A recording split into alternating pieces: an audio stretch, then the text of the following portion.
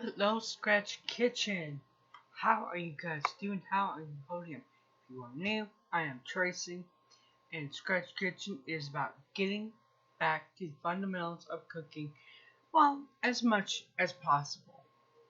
So, this we are going to explore new cuisines, and this is going to be the. I'm going to try and do at least one a month, and we're going to look at how to introduce these new cuisines into your family's diet. Now, we've heard the whines I don't know how many times. Mashed potatoes again, meatloaf again, you know it. If you cook for family, you know what I'm talking about. So, let's add stuff in. I personally have found that this works for us if I add something in along something expected. Like we do a meatloaf with say some Chinese sugar snap peas with other vegetables that are expected. It tends to go out be received a little bit better. But then, hey, tonight is chicken lo mein. What the hell's that? Would be your next question if your family's never heard of it. So introduce these things little by little. Now, I am going to grab my little goodies down here. These are some sauces. General Tso sauce. A dark, a pure sesame oil. And it is by Lee Kum Ki. I have no idea who that is. But okay. The House of Sang. I don't know. Again. Anyway. It's a stir fry General Tso. And I'm not sure who that is anyway. We'll get to that in a minute. Mandarin teriyaki. Now I have another teriyaki sauce in here that is, yes, the Walmart garlic teriyaki. We're going to look at all these things and we're going to really dig deep into them. Katsu. Now this, it says Japanese steak and cutlet sauce by Kikkoman's. Kikkoman's has a really interesting story. The gentleman that started it started with your basic soy sauce, and he survived World War II, and he actually lived in the areas that seen the two atomic bombs dropped, and he managed to survive in this. Let's see, yeah, this lovely Kikkoman company was his legacy that he left us. Now, from Zhang House is Bangkok peanut sauce. This is more of your Thai because Bangkok is in Thailand. And we have orange sauce by Panda Express. Yes, I do have these by Panda Express. We are going to look at these, detail what we like about them, and then find copycat sauces on Pinterest. So when we're in an SHTF situation, guess what? We'll be able to make it from scratch or have this on hand if needed. Now, a Beijing sweet and tangy sauce. We're going to get into the difference in these areas in just a second. P.F. Chang's Mongolia sits like right on top of China. Kikkoman's, no, wait a minute, sorry, Miscon Marin.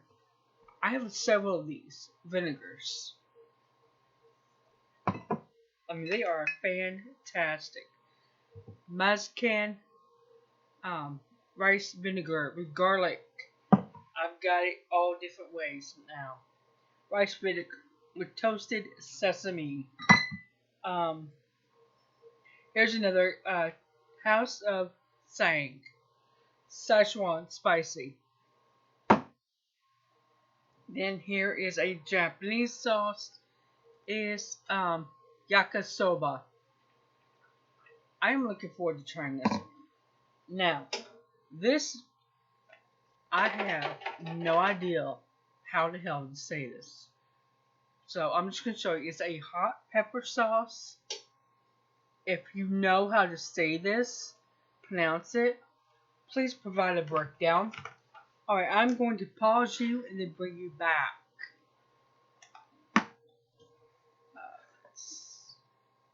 If I can remember how to do it. Guess what I found on the freezer? More sauces. Alright, another rice vinegar from Mazican.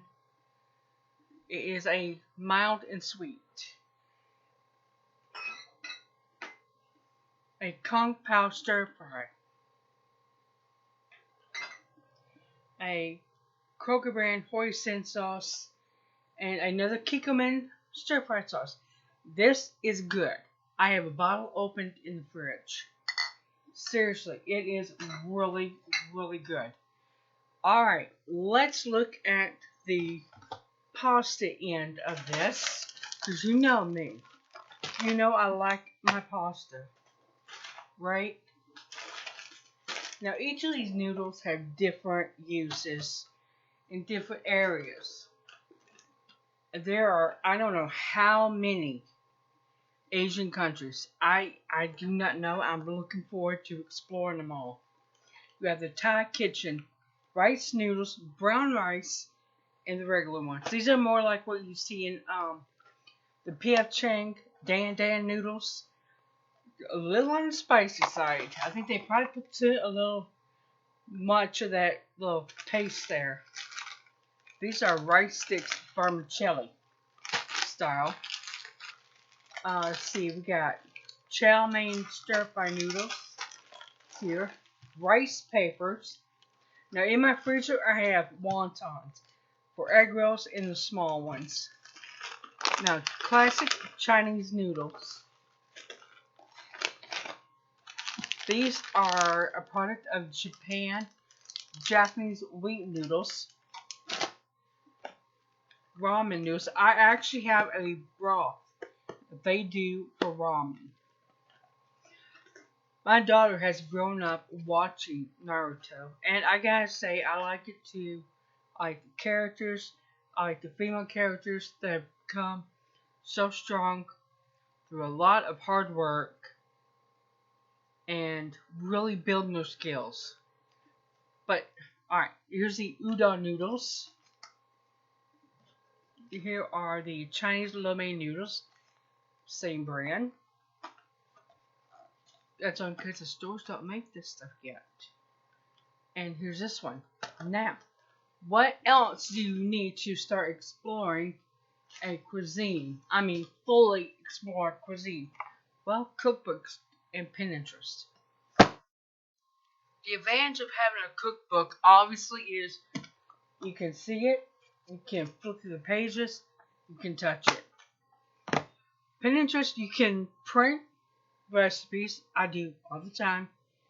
But you get into an SHTF situation, you're going to want these. Or you're going to absolutely crave these printed ones, right? Now, where did all this start?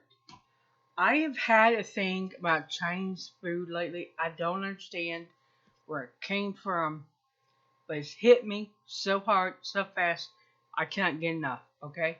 Seriously, I can't. So, we're going to explore over the summer Asian cuisine and being able to put these things into your diet. This is a recent book I got in Cambodia. Some of this stuff sounds absolutely wonderful. Like tri-tip stir fry with the tri-tip beef with frozen broccoli, red peppers, walnuts, soy sauce for marinade, and sesame oil. Easy, simple, throw it together, no problem. Now, a little tip on me is if you have it a little bit frozen it's easier to cut. You don't want it frozen like a rock, just slightly frozen, and you slice it so nice. See, they don't really have that many pictures in here, but that's okay. We can look it up. Laos. Books I'm gonna get next month is going to be Vietnam and Thai. I like to eventually have a full set of all covering all of the Asian continent. I mean the actual Asian continent. Let's see, let's find something simple here.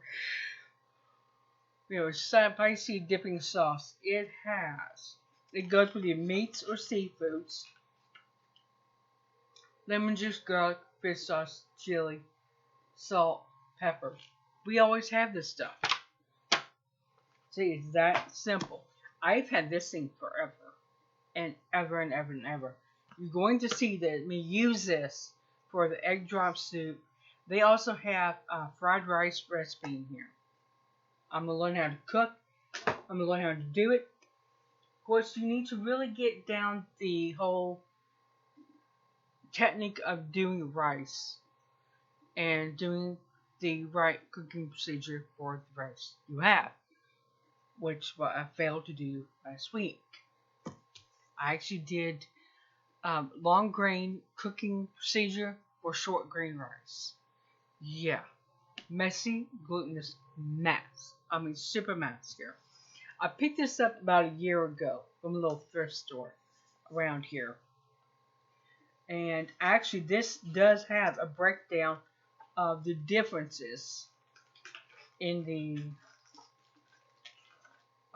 areas of China. What each one is, how different it is, the difference between the Cantonese. It's even got wonton soup. It's kind of like the egg broth. That breaks it down as well. This I've had for a long time. This is a beautiful, beautiful book, and if you can get it, I would recommend it. I've got to pause you, move stuff, because the cat is trying to eat the pasta through the bag. I'm back. For whatever reason, the cat decides she wants to chew on plastic stuff. I don't know why, but she won't bother cardboard, so those are gonna be okay. Alright, I'm gonna leave you an article which breaks down the different cuisines, the 8 different ones of China. And it goes by the area. Now, the Szechuan tends to be spicy. Very spicy. I'm not a huge fan of, burn the top of your mouth spice. Shiching, Ziching, I think that's how you say it. Zicha. Zicha. Okay, this article also has where you can look. It tends to be a little more mellow. They use seafood, fresh water, things like bamboo shoots. I have some of those. I also have some of the water chestnuts and the little baby corns. Szechuan is bold, very bold, and spicy. Okay. Now, the susha is fresh, moderately salty and sweet. The more very precise in the techniques. Then you have your yasu, Cantonese. Tends to be a little bit sweeter. And they use a lot of stewing and braising, which is cool, me. I mean, no problem, right? But the article I'm going to leave you, it gives you a breakdown of where they all are, what they tend to use the most. And honestly, I am really looking forward to getting into this and just really learning these cuisines. So, I hope you guys enjoyed this video and the many more that we will be doing. We will be exploring fried rice, my god. There's so many versions of fried rice. It's astonishing. I knew there was a lot, but holy cow. Wow. So, I will see you guys later.